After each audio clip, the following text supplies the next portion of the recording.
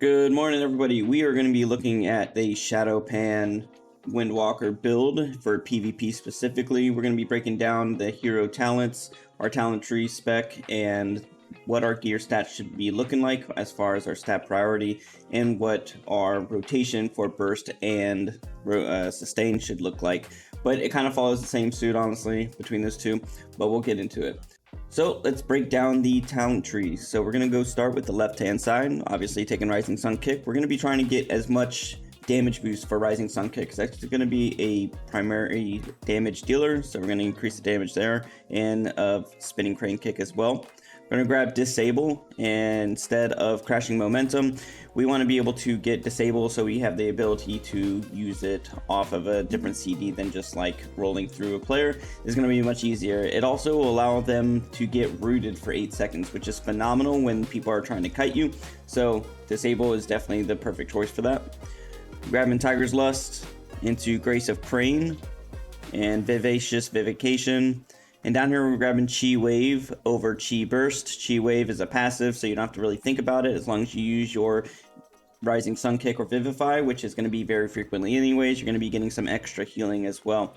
We're going to be grabbing Transcendence. This is going to give you a lot more mobility, obviously. If you can literally master the way to use Transcendence, you can master the Windwalker monk class, in my opinion, because it's just, Transcendence is a very useful ability.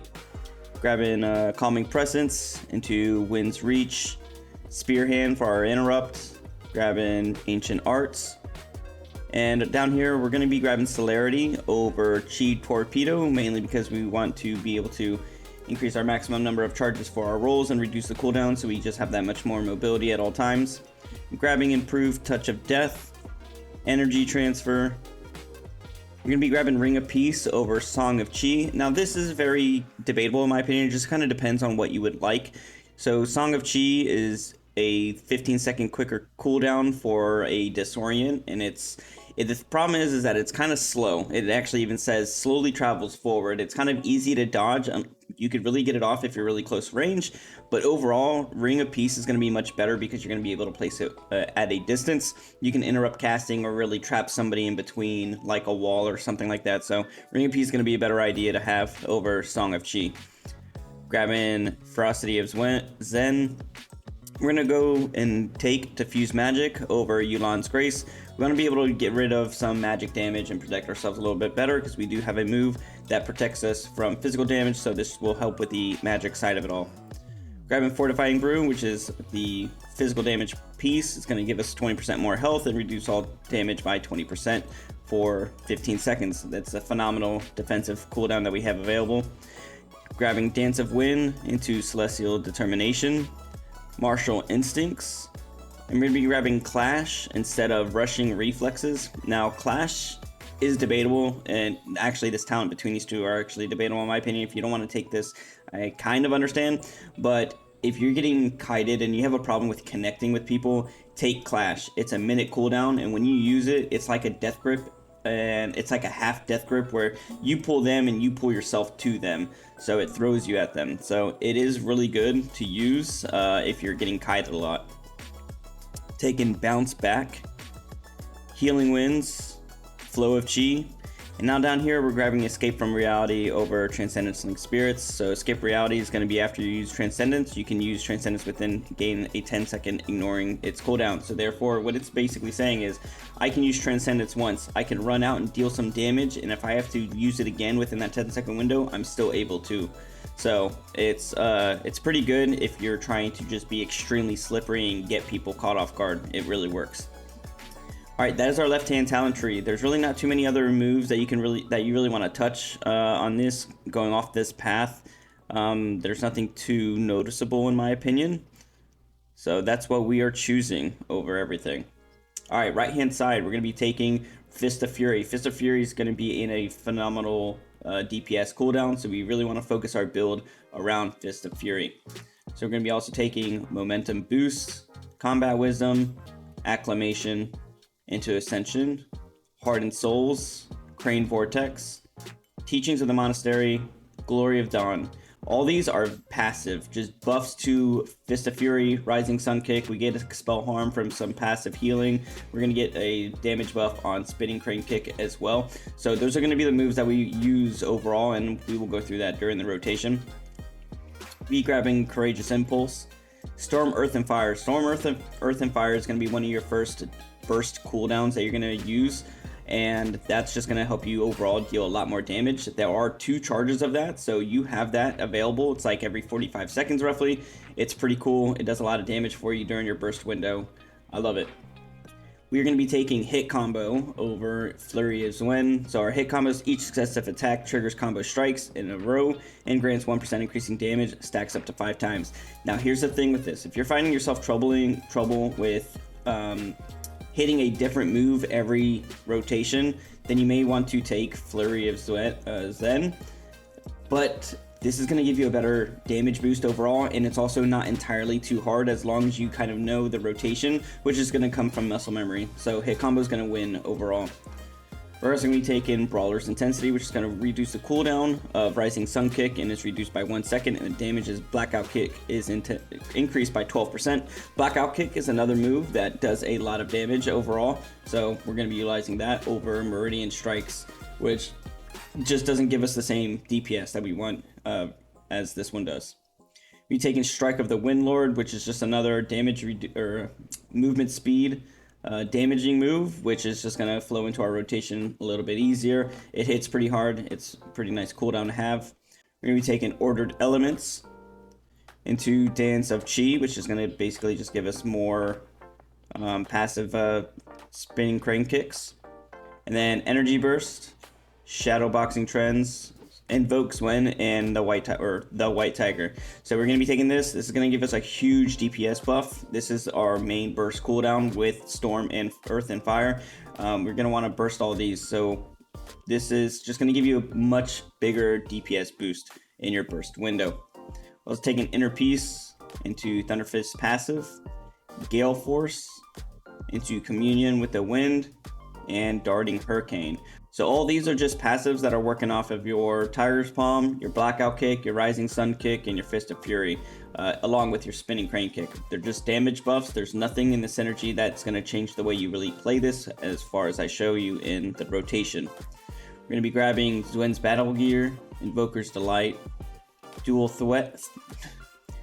Threat, Rising Star into Whirling Dragon Punch. So Whirling Dragon Punch is a phenomenal move. So basically, whenever your Rising Sun Kick and your Fist of Fury are on cooldown, we're going to get access to use Whirling Dragon Punch. We're going to want this just for a huge DPS increase. It's great single target and AoE, and this comes up pretty frequently. It's a quick cooldown, 24 seconds. When you go through your rotation 2 or 3 times, you have it back up. It's phenomenal. And then we're going to be grabbing Revolving Whirl over Knowledge of Broken Temple, because we want this move, our Dragon Punch, to actually hit a lot harder, and it's going to reduce the cooldown by 5 seconds on our Dance of Chi. So this works phenomenal. Dance of Chi is our Spinning Crane Kick, by the way. It has that kind of synergy. So overall, that is our right side. There's tons of ways that you can actually go with this build or this entire tree, in my opinion. Right now, I've seen that this works the most. It has the greatest synergy with each other, and it has a lot of just utility that we need as Windwalkers.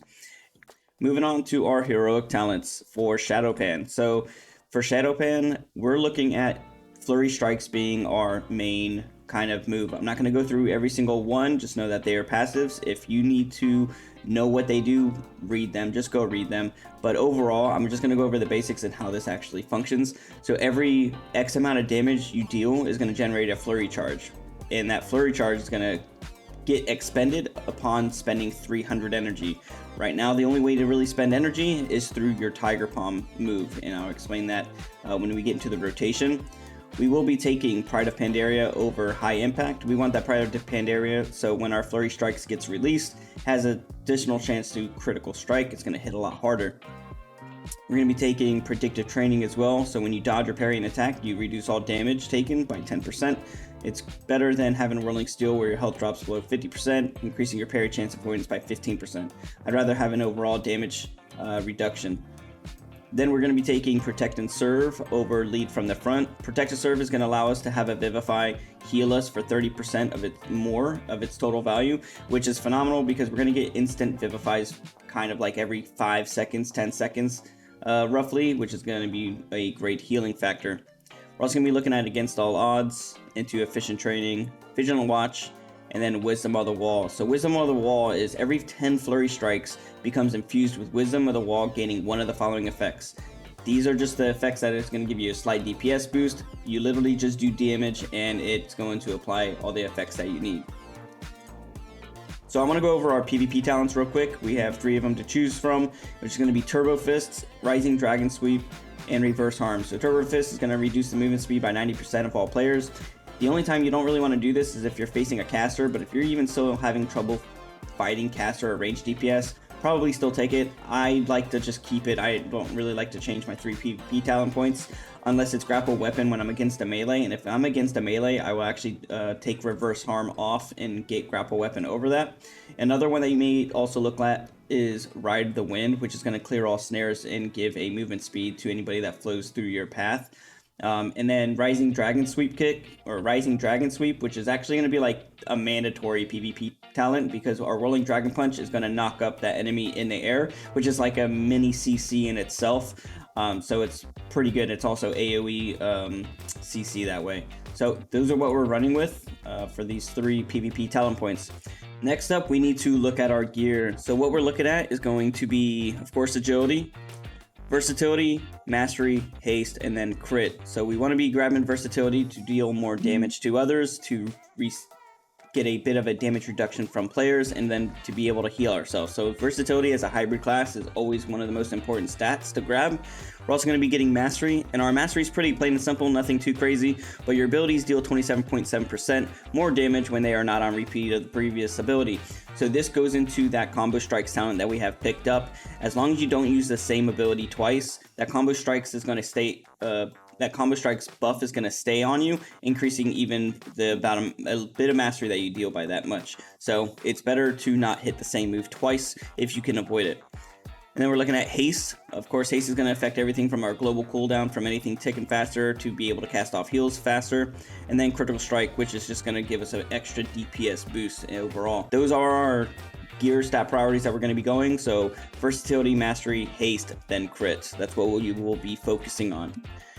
For our rotation, so our rotation is much more difficult than a lot of other people's, in my opinion, because you have to kind of think, okay, I just hit that move, I need to use something else.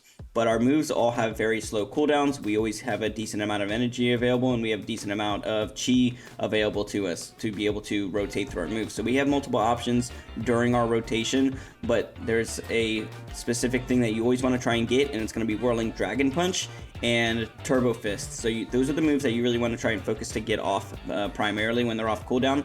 So we're looking at Tiger's Palm to generate more chi. We're going to hit Rising Sun Kick, back to Tiger's Palm, Turbo or Fist of Fury, and then Whirling Dragon Punch, and then more than likely Rising Sun Kick. Now there are going to be instances where you get these free blackout kicks that are going to generate extra damage and generate extra chi for yourself. That doesn't expend any chi at all. So when that happens, take the procs when they do proc, because it's a free cast, it's a free non-repeat move, and you're going to want to take those to generate as much chi, especially when you're lower on energy. So that's the rotation as far as the fighting sustained damage is going to be following.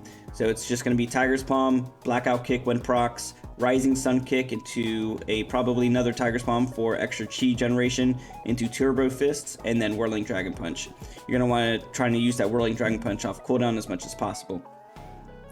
Before you even go and cast, for your burst, you want to hit the Zwen, the White Tiger, and then Storm, Earth, and Fire. If you want to wait until you have the chi generated to then use Rising Sun Kick and then your Turbo Fists, I would advise that. You're going to get a little bit of a DPS increase over just going in, popping these, and then bursting. So you want to generate your chi first, then burst. So it's going to look your burst rotation is going to look like something like this. We're going to use Don't Bother with Touch of Death. Jesus, that was weird. Don't bother with Touch of Death unless, like, obviously the team is about to die. I'm not going to use that at all, even if it glows, so don't worry about that. Alright, so what we have available, we're going to hit Zwen, generate our tree, chi, storm, earth, fire, rising sun kick. I have energy or chi. I'm gonna use Fist of Fury, dragon punch, blackout kick, and then tiger palm, rising sun kick, blackout kick, and tiger palm. Now, one thing I didn't mention, and that's why I didn't use it, is that the moment after whirling dragon punch is done, you're actually going to get a lot of stacks of spinning crane kick. It's going to do an insane amount of damage. When you see this glowing, it always will glow after whirling dragon punch. Use it when it procs. So every time I use whirling dragon punch, it's going to be there. So I use it, it's always stacked. So I'm going to use that. Every time it's glowing like that, you're going to want to use that spinning crane kick over everything because it's a free, hard-hitting move on everything. It's phenomenal. It's a great in a burst window. As far as your Storm, Earth, and Fire, it's just going to do the same damage that you do at, I think, 40%. Yeah, dealing 40% of the damage that you actually deal overall. And that is our burst. That is our sustain. So we have, like I said, it is a lot. I think we have one of the most complicated rotations over everything because what we have available to us. Tiger Palm, Blackout Kick into Rising Sun Kick, Fist of Fury, Whirling Dragon Punch into Spinning Crane Kick. If you can do all those, the part where it's going to help is don't feel the need to press everything all at once. Focus on one move at a time.